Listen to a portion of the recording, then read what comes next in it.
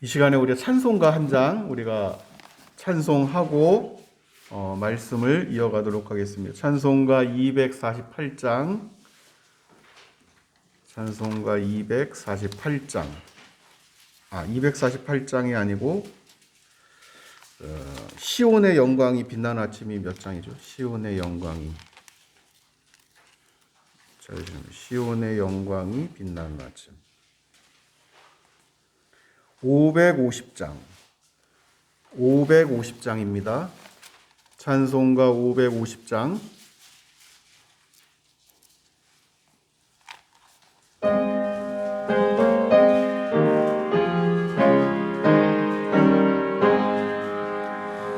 시온의 영광이 빛나는 아침, 어둡던 이 땅이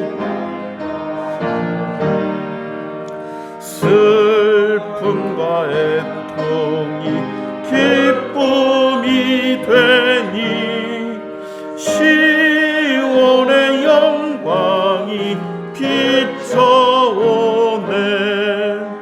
시온의 영광이 빛나는 아침, 매였던 종들이 돌아오네. 오래전 선지자 꿈꾸던 복을 만민이 다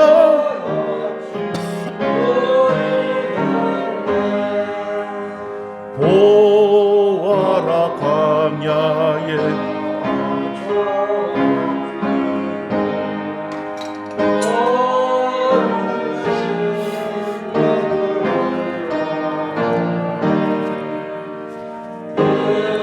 산과 저 산이 마주쳐 울려 주 예수 은총을 찬송하네. 강들아 바다야 큰 섬들아 찬양을 주님께 드리어라. 싸움과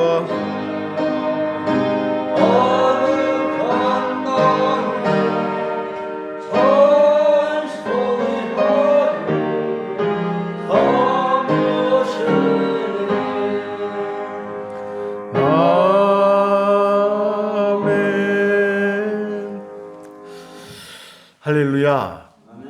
지금 우리가 이 찬송한 시온의 영광이 빛나는 아침은 헤이스팅즈라는 사람이 지었습니다. 헤이스팅즈, 1800년대 미국 사람인데, 이분은 이제 아주 가난한 시골 마을에서 태어났습니다. 당시 여건이 이제 굉장히 어려울 때예요. 그래서 이제 학교도 이 초등학교까지만 마치고, 그리고 또 어려서부터 굉장히 심한 이 피부병을 늘 그냥 달고 살았습니다. 그리고 여기에 이제 이 시력까지 안 좋아서 뭐 책을 아주 눈앞에 이렇게 대야지만 볼 수 있는 굉장히 아주 극심한 이 근시안을 가지고 있었다 하는 것이죠. 근데 그럼에도 불구하고 이 헤이스팅즈가 다른 사람에 비해서 두 가지 아주 뜨거운 열정이 있었던 것이 무엇인고 하니, 바로 음악에 대한 열정, 그리고 두 번째는 자신이 섬기는 하나님을 뜨겁게 헌신적으로 섬기고자 하는 열정이었습니다. 그래서 이제 학교는 오래 다니지 못했지만, 이 낮에는 이제 그 다른 사람들 농장에서 일을 하거나 작은 어떤 이 점포 가게에서 임금을 받고 일을 하고, 저녁에는 이제 자신이 꿈꾸고 소망하는 그 음악 공부를 지속했습니다. 그리고 틈나는 대로 저녁에 하나님께 마음을 다해서 기도를 하였습니다. 그렇게 이제 시간이 흐르고 32세 되던 때에 마침내 이제 그 첫 찬송가집이 출간을 했지요. 그런데 이제 그의 나이 47세가 되던 해에, 원래 어렸을 때부터 눈이 근시로 안 좋았던 눈이 이제 겨우 사물만 흐릿하게 또렷하게 분별할 수 있을 만큼 시력이 이제 망가지게 됩니다. 그래서 이제 하나님께 기도하는 것 외에는 뭐 낮에도 흐릿한데 밤에는 뭐 아예 볼 수가 없죠. 그러니까 하나님께 기도하는 것 외에는 달리 무엇을 할 수 없었던 그러한 상황이었습니다.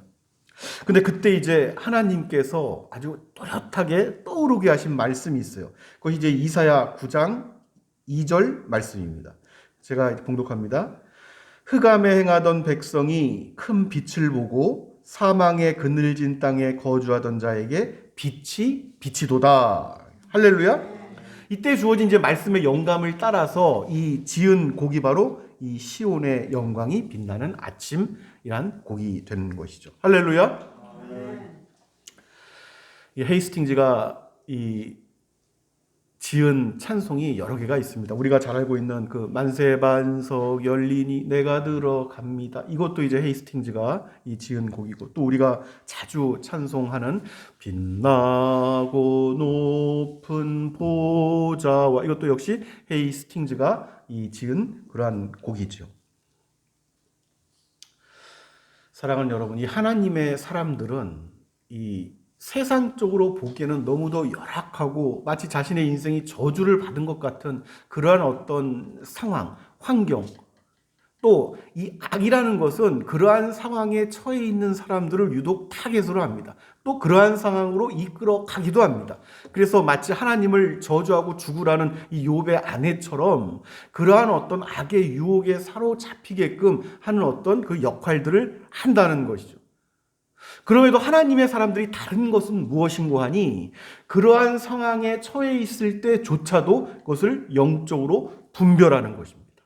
그리고 그러한 때일수록 자신이 섬기는 하나님을 바라보는 것입니다.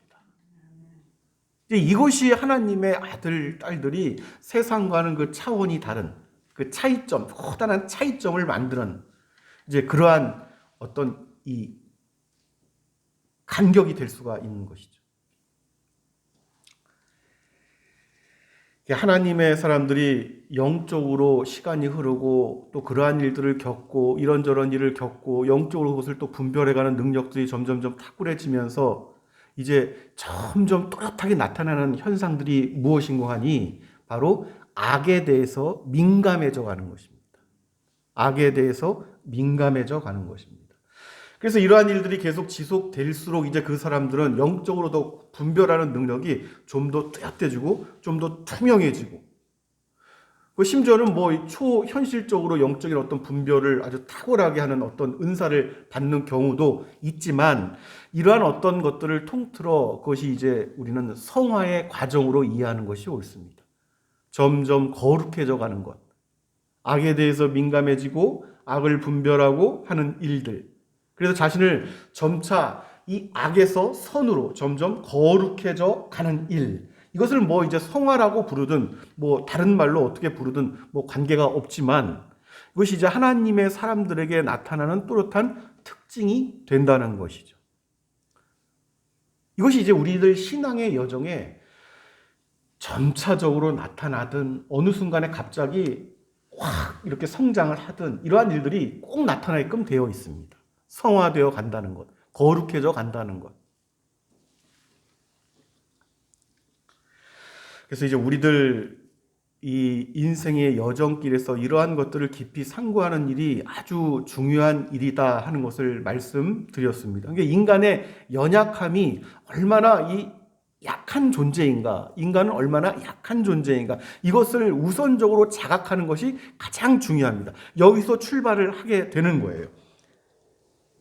이제 그렇게 되면은 자신이 연약하기 때문에 아무 곳에나 가지 않죠. 그래서 이제 악과 이 올무에 걸리지 않도록, 악에게 시험을 당한다거나 이 올무에 걸리지 않는 상태가 되도록 특별히 유의를 하게 되는 것입니다. 이제 그러한 일들 우리가 창세기 때부터 보면은 이제 아브라함 이래로 12지파가 되고 요셉이라든가 이 보면은 이 악에게 시험 당할 수 있는 환경을 뛰쳐 도망간다든가 어떤 그 자리를 피하게 된다든가 어떤 경계한다든가 하는 일들을 자주 보게 됩니다. 이제 이러한 일들은 신약 성경으로 넘어오면은 서신서들을 통해서 강하게 권면되는 것을 우리가 볼 수 있게 되는 것이고요. 우리가 이제 하나님을 섬기는 일이 사실은 그냥 이렇게 쉬운 일은 아닙니다. 왜냐하면 하나님을 섬기고자 하면 나타나는 현상들, 그냥 그렇게 섬기도록 내버려 두지 않기 때문에 이러한 일들에 있어 너희가 지혜를 가지라 하는 권면을 우리가 자주 발견하게 되는 것이죠. 그래서 성경은 극단적으로 거룩하게 되고자 하는 자, 하나님을 경건히 섬기고자 하는 자는 핍박을 받을 것이다 하는 어떤 이러한 말씀까지 주어지는 이유가 다 연계가 되는 거예요.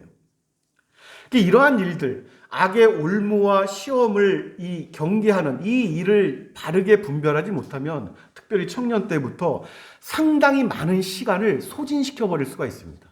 인생의 많은 시간들을 헛되이 보낼 수밖에 없다 하는 거예요.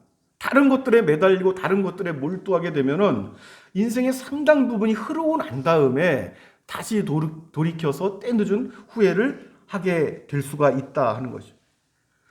이것이 잘못되면은 예수님 두 곁에서 죽어간 강도와 같이 인생의 마지막 순간에야 비로소 하나님께 돌아오는 사람들마저 있다 하는 것이죠. 그래서 악을 경계하라 하는 말씀은 우리가 신구약 성경 곳곳에서 발견할 수가 있고, 특별히 잠언 이 내용들을 보면은 상당히 많은 부분을 바로 여기에 할애를 하고 있는 것을 우리가 볼 수가 있습니다. 오늘 주신 여러분 25절 말씀을 보니까 이렇게 말씀하고 있어요. 내가 돌이켜 전심으로 지혜와 명철을 살피고 연구하여. 전심으로 여러분, 이것을 그냥 쉽게 생각하는 게 아니라 전심으로 지혜와 명철을 살피는 거예요. 그리고 연구를 합니다. 그렇게 해서 악한 것이 얼마나 어리석은 것이요, 어리석은 것이 쭉 점진적으로 나아가죠. 어리석은 것이 얼마나 미친 것인 줄을 알고자 하였더니, 이렇게 말씀합니다.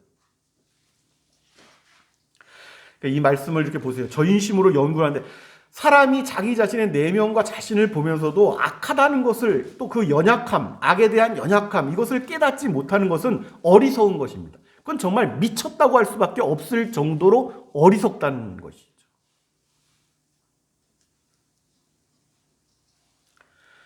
여러분, 우리가 기억해야 되는 것은 하나님을 떠나 살게 되고 진리를 떠나게 되면 필연적으로 악의 올무가 기다리고 있습니다. 악의 올무에 걸려들 수밖에 없어요.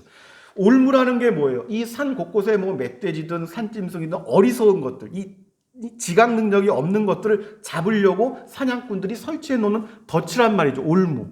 걸려드는 거예요, 거기다. 그 올무를 어디다 놓냐면은 이 짐승들이 잘 다닐 만한 곳, 늘 다니는 곳. 이것은 아주 중요한 것입니다. 그 경계를, 이 습성을 누구보다도 잘 알고 있는 자가 그 습성을 이용해서 거기에 걸릴 수밖에 없게끔 덫을 놓는단 말이지. 그러니까 이 영적인 어떤 분별력이 없거나 하나님을 떠나 있거나 그 은혜에서 멀어진 자는 필연적으로 그 올무에 걸릴 수밖에 없다. 요행을 바라서는 안 되고 필연적입니다. 필연적. 그래서 그걸 어리석다 하는 거예요. 그것은 미친 것과 같다 하는 거예요. 이것을 깨닫지 못하면. 25절 말씀이 이제 여러분 그 내용인데, 아주 비참하게 끝날 수밖에 없는 이 어리석임이 악이 유혹을 하면은 여러분 그 인생이 그냥 이 마음이 끌릴 수밖에 없어요. 오늘 우리가 이 삼손을 봤잖아요. 데릴라 이 사건, 삼손이 데릴라에게 마음을 빼앗길 때 어떠한 현상이 나타나고 데릴라가 그 마음을 훔칠 때 어떠한 일들이 벌어졌는지를 우리가 살펴본 것처럼 그 내용이 바로 이 똑같은 내용입니다. 끌릴 수밖에 없단 말이죠. 이 악이 유혹을 하면은 필연적으로 끌릴 수밖에 없어요. 악이 작정하고 유혹을 하면 끌릴 수밖에 없습니다. 이 사람이 영적인 사람이 아니면. 그 악에 끌리는 마음이 오늘 26절에 나타난 거예요. 26절 한번 보세요. 26절. 마음은 시작. 마음은 올무와 금을 갖고 손은 포승 같은 여인은 사망보다 더 쓰다는 사실을 내가 알아. 이게 무슨 말이냐면 악이 사람을 끄는데 그 끄는 것이 올무 같고 그물 같고 이 포승과 같다 하는 거예요. 그러니까 묶여버리는 것입니다. 그냥. 그물을 이렇게 잘 쳐. 물고기가 이렇게 다니는, 자주 모이는, 이동하는, 그 떼들이 이동하는 그런 곳에 그물을 치는 것처럼 올무도 똑같은 일 아니에요? 올무도? 이 사람도 잡히는. 이러한 것과 똑같다 하는 거예요. 그 마음이 자연적으로 똑같다 하는 것입니다. 그러니까 사람이 영적인 어떤 그러한 것들을 떠나게 되면은 이 진리와 하나님의 은혜가 떠나면 어떤 상태가 되버리냐면 영적으로 이 눈이 이렇게 서서히 닫히기 시작하면서 무감각해져 갑니다. 점차. 무감각해져 가는 거예요. 자주 말씀드린 어디 되면은 이것이 또 되고 또 되고 하면 땅지가 생기고 하면서 점점 무감각해진단 말이죠. 무감각해진단 말이에요. 뜨거움에 대해서도. 그러니까 점차 무감각해져 간다 하는 거예요. 그리고 악이 자신의 마음을 얼만큼 서서히 빼앗아 가는지조차도 무감각해져 가는 거예요. 악에 대해서, 악한 상황에 대해서. 그래서 이제 악한 상태가 되면은 이 육신적으로도 이제 악한 것들에 마음이 이제 끌리겠지만 육신적으로도 더더욱 이제 큰 악으로 나아가는 것은 뭐냐면 이전에 자신이 섬기던 그 하나님의 자리를 다른 것들로 대신 채우게 되어 있습니다. 이 영적으로 분명히 나타나는 현상이에요. 하나님을 예배하는 자들이 그 예배를 떠나게 되면은 그 예배하는 그 자리를 다른 것들이 채워져서 그것들을 예배하게 됩니다. 그러한 그것들의 마음을 빼앗기고 그것들만 생각하면 마음이 막 촉박해지고 영적인 사람 하나님을 늘 예배하던 사람이 하나님을 예배하지 못하는 환경이 되면 막 가슴이 답답하고 마음이 우울해지고 막 이런 일이 나타나는 것처럼 그 반대의 현상이 똑같이 나타난단 말이에요.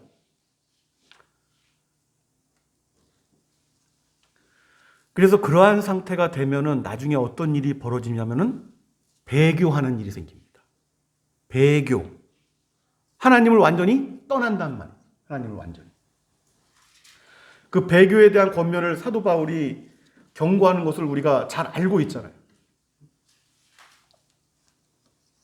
그러니까 우리가 한 주일을 보내고 세상에 열심히 살면서 또 한 주가 돼서 하나님을 예배하러 이 발걸음을 우리가 옮기고 하나님을 기쁘게 찬송하고 예배하는 것은 큰 은혜입니다 하는 것이 여러분 바로 여기에 있는 거예요. 할렐루야. 여러분 우리가 분명히 명심하시기를 바랍니다. 이 시대, 지금 우리가 살아가는 이 시대는 하나님을 섬기기가 너무너무 어려운 시대입니다. 그리고 하나님을 신령과 진정으로 마음을 다해서 섬기는 일은 더더욱이나 어려운 시대. 그래서 정신을 바짝 차려야 하는 시대가 바로 지금 우리가 살아가는 시대인 것이죠. 우리를 바쁘게 몰아세우는 것들이 있어요. 그럼에도 불구하고 그것들의 마음을 다 뺏기는 것이 아니라 그 일들을 하되 우리가 하나님을 마음을 다하여 섬기겠다 하는 것을 그 마음만은 놓치지 말아야 된다는 것이죠. 할렐루야.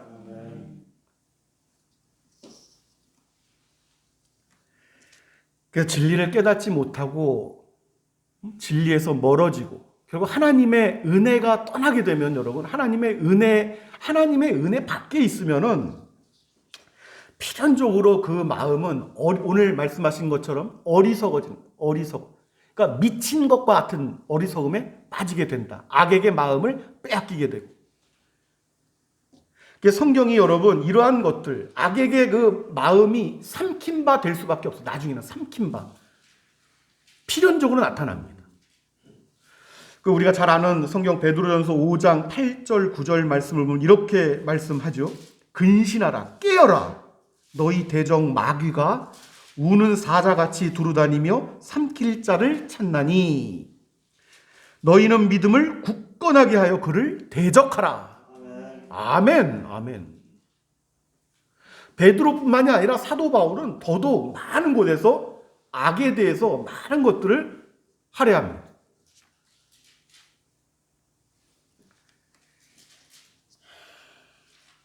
하나님의 사람들은 잘 기억하세요, 여러분.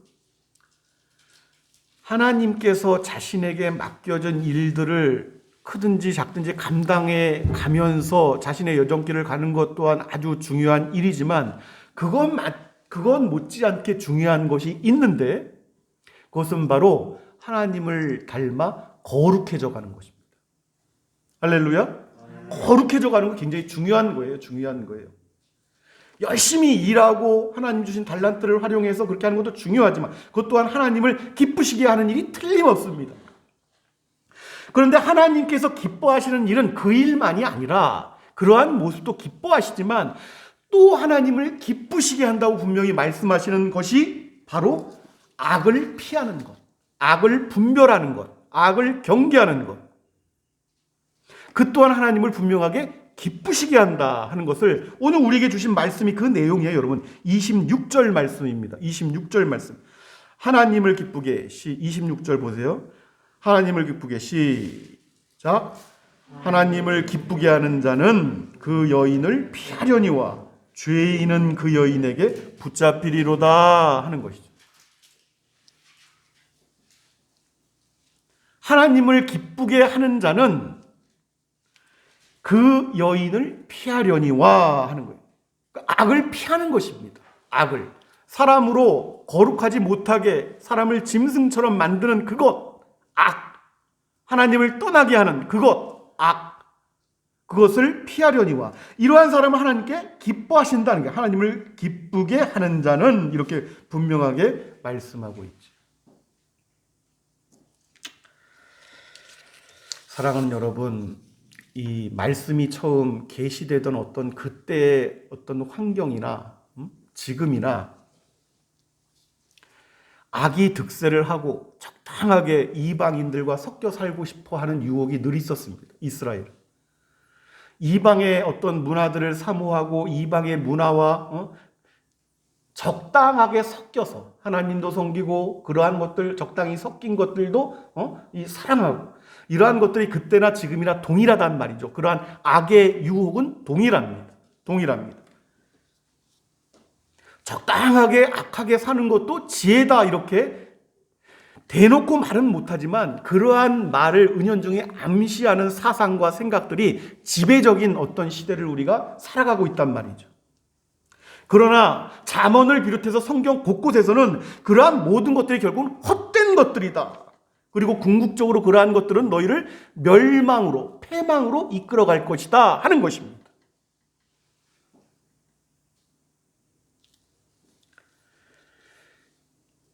작은 악이 있어요. 사람들마다 자신의 마음을 잡아 끌려고 하는 작은 악들이 있는데 그것을 영적으로 분별하는 은사가 함께 하시길 바랍니다. 아멘.